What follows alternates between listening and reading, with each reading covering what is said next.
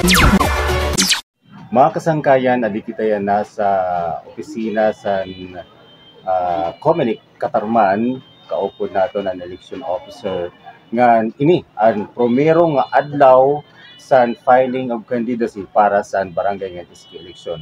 Adi tagan-tangon na sin panahon para makapagpanhimula taga naton election officer si Attorney Almira Basiloy. Okay nga kulop ma'am. Maupay din na kulop sa imo sa nga tanan nga imo mga followers. Thank you for this opportunity again. Ma'am, kumusta ang first day of filing of candidacy? As expected, damo ang nangaradi para mag-file sa kanila COCs. Ang mga naging problema namon, expected na rin namon as usual na amon na experience sa previous nga mga filing of COCs. Pero okay lang, manageable naman. Ma'am, nano ang strategy siguro na imunta na sa mga dati pa nga mga file of candidacy nga nagakamay-ada gud kami Arapurahay, Sroksukay. Nano naging strategy na sa imo opisina para mabaton ang suwat sini nga problema?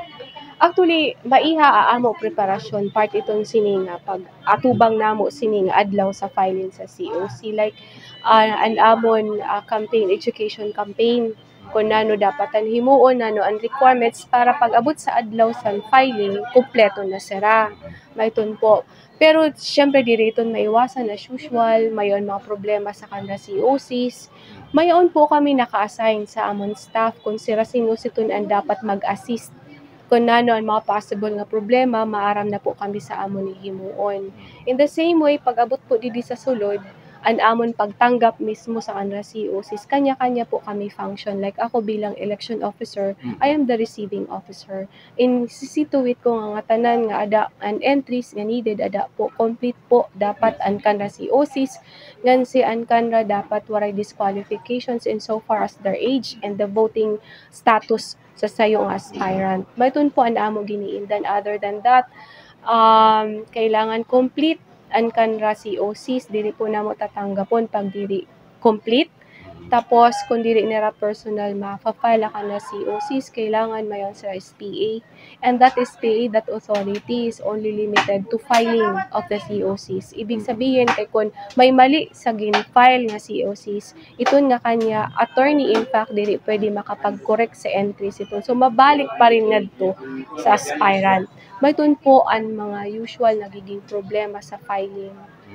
Yes po. Attorney, bilang kabisira sa probinsya nga Bungto, ini ang pinakadako nga number of voters nga sigurado kay damo liwatan ihap sa magpo-file para sa candidacy. Yes po, kami anti-dako ididi sa Katarman being the capital town of Northern Samar, and we're expecting minimum of 1,700 plus na aspirants. But it turned out na may ngayon mga barangays nga tig-upat ka grupo sira. Instead nga tagduha lang may upat, may tulo. So that's so unexpected kasi masyado yan madami. Pero still, a part of our duty and function, accommodate po na mo sara. Tony, pero kadlaw ni an final mag-candidacy?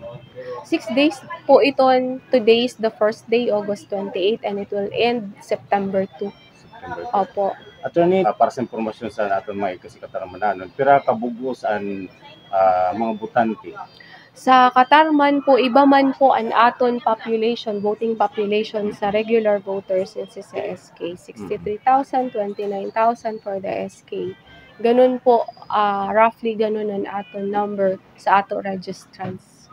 So mayon, for the information of everybody, mayon po kit mga botante yan nga duha nga balota ang kakaptan nila. Ada po iton sa age 18 to 30 po. For 15 to 17, purely SK la po sila. Okay po. From 18 to 30, makabutos po sila sa SK, and at the same time kanan barangay elections positions. Okay po. So 31 up, purely barangay elections la, barangay officials la po ang pwede narabutusan. Attorney, sa kabruan labi naton mga nagpaplano mag-file sa candidacy, nano an imo may hatag nga impormasyon para sa kanila didasan pagtunog nga imong mga naimudya na nga mga problema? Actually, ang mga entries nira mali-mali, danay kulang, tapos makuris iton damo an erasures, danay may nagsasubmit sa amon didi marigsok ura-ura, nagpaka-fold po yan. Iton po, record po niyo iton sa COMELEC. Forward po iton namo sa central office. So, para wara po kit maging problema ang duro-diretso ang ato proseso, smooth po as sailing ang aton pag-accommodate, pag-receive sa nga tanan nga kanra mga COCs, dapat complete na po yan. Dili po niyo kailangan magdara sa iyo birth certificate or IDs. Kasi ang basis po namon para masugad namo qualified ka dumalagan sa SK or qualified ka dumalagan kay tungod rehistrado ka, you have to know first kung ano didi ang status didi sa iyo, records didi sa amon system. So kung halimbawa iba po ang edad mo didi sa amon record, tapos iba po sa birth certificate, an mananaig po ang adi sa amon system. Opo. So make sure po nga kaya gipo-post po ito namon and open po permi and COMELEC. So you can ask kay kung ano voting status niyo, registration status niyo, kung ano ang amo data insofar as your age is concerned. Kasi very crucial po yan for your qualification to run for a particular position in this forthcoming elections. Siguro imo nala attorney panawagan sa nga tanan nga mga butante, labi na good ang magpa-file sa kanda candidacy ngan sugad man in advance para sa pagtatangpusan filing masunod ang campaign period. Kasi adipokit yan na atubang sa sulod sini nga period sa filing. Una po, make sure po nga complete po ang iyo COC and nasubay po kunanon amon record dinhi and dili na po waray po point of argument kasi clear po ang aton rule ang mananaig ang amon records didi sa amon system. Tapos ang pinaka problema namo so far na obserbaran ang respeto sa aton pagtaga crowd control ba ang aton pagpila. Dili po iton pwede nga dili kit magpila. Opo, dapat irespeto ta po ito na sistema kay masamok na nga ni may pila, what more kung waray sing pila. Kung sino po nauna, dapat respetuhon ta po ito. And ayaw nala po kam pag-attempt to ask us nga isingit kam. Kasi unfair naman po ito lalo na sa aton mga interior barangays, from interior barangays na aspirants.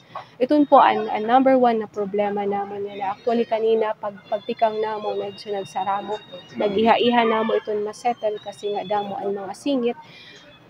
Ito inikuntaan an the very first day nga may paimod nira sa aton nga aton mga aspirants nga they are responsible enough nga maging aton mga opisyalis at barangay nga si SK kasi tila pala dapat maaram na sara magsunod, di ba? Lalo na kung kapot na nira ito nga katungdanan nga kanrenda dalaganan, dapat kung maaram sara, they should be the very first persons nga mag-observe siton nga sistema ta sa pagtaga-pila.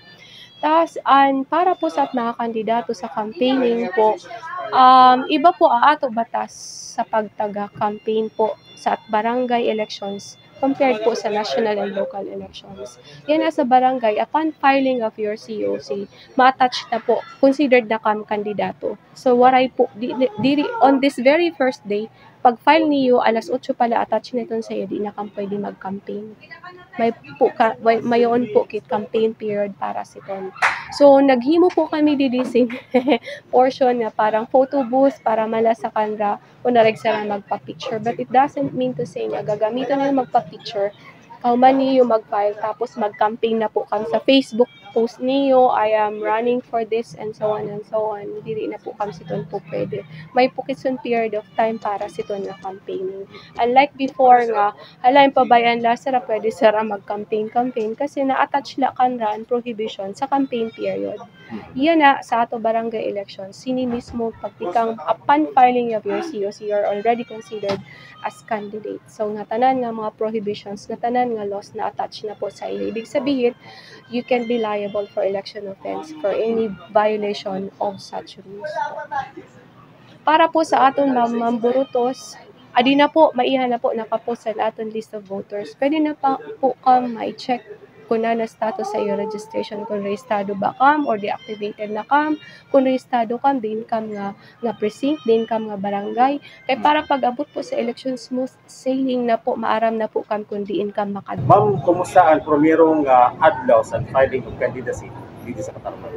San akong pag-imod, kay bay barangay man, ngan san pila, medyo horo-haligot didi, kulang lingkuran sa pagpipilahan, ngan ako na obserbaran san mga nagpapile nga may mga COC, may mga kulang nga mga kanra pag-filled up. Direk maaram kung mawan talagaan hinungdan sa pag-ihangan dito sa process. Basar sa nakon na obserbaran para sa ton mga magpapile sa COC, kinahanglan atabgam ngan kumplituha an iyo mga pag-filled up kay mayaon man kit doon gimbabasa nga dapat ma-filled upan an nga tanan kun mayaon kam. Kun waray man botangin nala niyo ini. Basar sa nakon pag-imod kanina didi sa nagpipirilam damo ang mga kakulangan. Sanglit mga panawagan ko kasi ko mga magkakandidato alayon pag-check san iyo mga COC para diri dito magatrasado san pag-file na san aton COC san COMELEC office. Sir, kumusta ang first day of filing of candidacy dito sa Buto San Katarman? Namon priority syempre an ma-maintain ang pila, walang maglamangay ang priority an una nag-abot about sa mga senior citizen, makamayda kunta priority sa kanra ng mga senior citizen na may mga sa kapansanan mismo may inaabat disiplina na po sa mga kasi ang iba apurado nga si diri po masyado nag-cooperate cooperate la po tanan po pagkamayda po organize naton po pag file sa COC. Ako, si Eugene Montaño Inano para sa Serbisyo Publiko.